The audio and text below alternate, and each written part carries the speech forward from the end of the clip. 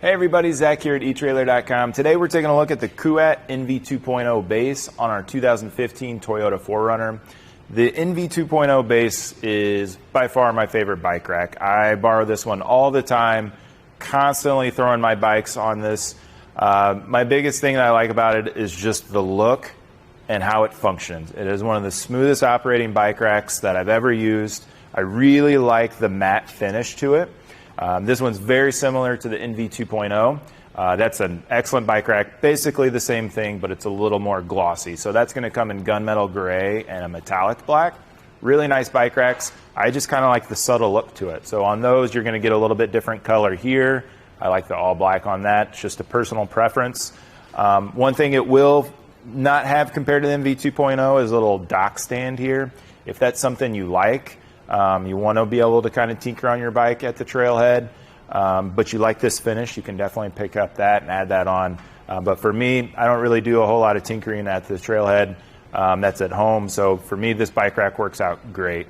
Right now you can see we've got a pretty decent sized full suspension bike on here. It's going to have a weight capacity of 60 pounds. Not anywhere near that with this bike today, but if you have an electric bike, that's something to consider. We're going to be able to get up to 48 inches on that max wheelbase. And, comfortably fits a 2.35 tire in there, 29 inch on here. We're going to be able to go down to smaller tires if you've got an older mountain bike or a road bike. You can get a fat tire bike on here if you pick up an additional strap, and that's basically just going to make this strap a little bit longer in the back. Fits in the cradle just fine. One of the nice things about this is how easy it is to use. To tilt this away, most bike racks in this premium option are going to have this tilt away option. It's just a matter of where it is to function. So some will have a handle here, some will have pins to pull. Those aren't as ideal for me. I like this one. It's real easy to use. Tilt that away, get into the hatch of the 4Runner. Got plenty of room to work here. Get that opened up. You can see even with those wider handlebars, got a little bit of room there. So if you go a little bit wider than that, maybe an inch or two, you might run into some issues, but can get full access back here. So that's nice, even with that big 4Runner door on there. Get that down. And everything just is real easy to use to put back into place. It auto latches back into itself. I like that. We don't have, like I said, all those pins and stuff. So that's really where we're upgrading for this premium bike rack. Not only the looks and the capacity, but just how smooth everything is. And, like I said, I use this all the time. It gets borrowed quite a bit by other people. It's got some scratches and stuff on it by some pedals catching it, but holding up to weather, it does a really nice job. So can't really tell, just give it a little wipe down. It does collect dirt pretty easily because of that matte finish, but just wipe it off real easily. So we're going to come back here and take that strap off. Just press that button there, get that out of the way. Before I take this off though, I do want to show the integrated cable lock. So we pull that out of the tray, we can wrap this around the frame. If you really want to wrap it around the tire, you probably got a little bit of room there too, but for me, whenever I'm running in to get groceries or stop to get something to eat or drink, I just wrap it around that frame. We're going to have one on each end of the rear tire there. That's going to be key-to-like with the lock that's down at the hitch. So that's really nice. One thing with this one, though, from using it, it's not that big of a deal, but I feel like it kind of gets jammed up going back in there. It's a really very small issue. All it takes is just me slowing down a little bit, and it gets back in there. Not a big deal, but it's a pretty solid cable lock. To get the bike off, we're just going to press this button, slide that up, and then to tighten it back down, we're just going to take that all the way back down. You can see without pressing that button, it's not going anywhere. Take this off, get that out of the way, so you can see it's going to get up around that 29-inch tire just fine. Take our bike off. You can take a closer look at those cradles. So whether you're using a road bike, mountain bike like we have here, and you can see how it widens out for a fat tire bike, it's going to work just fine. Without the fat tire strap, it's going to go up to 3-inch tires, which is pretty beefy mountain bike tire, but it's going to fit those just fine. Get those put back in place. The strap for the rear tire slides the entire back half of the cradle, so If you've got a smaller bike there, it's going to strap down just fine. I'll get you a couple measurements real quick to show you how much this adds to the back of it. So from the bumper, got a factory hitch here on the 4Runner. We're at 33¼ inches to this rearmost point right here.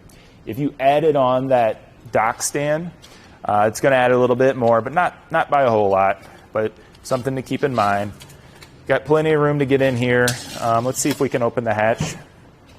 Yep, can open the hatch just fine with it in this position. So if you're leaving it on your car, which I feel like it looks really good on the back of cars, so I'd leave it on. Gonna be able to get back there to put groceries and stuff. You do kind of have to dance around it though sometimes whenever you're loading stuff in the back. So we're sitting at about 11 inches here to that point. Got to get it nice rise on it. We're not going to have any issues with ground clearance back here. But I will give you this point back here where this knob is to tighten everything down in the hitch. That's at 19 inches. So that's really where you're going to run into some issues. Really good height there. To tilt this up, we're going to do that same lever, to get that. Now, Kuat has this design, the Thule T2 Pro, which is something that a lot of people compare these bike racks to, and I think for good reason. Really solid bike racks, just kind of depends on what you're going for. That's a wheel mount style as well. It has a nice handle here, so you get that second bike on there, and I think that this style, trying to reach through the bikes and get that loaded up, maybe gets a little bit more cumbersome.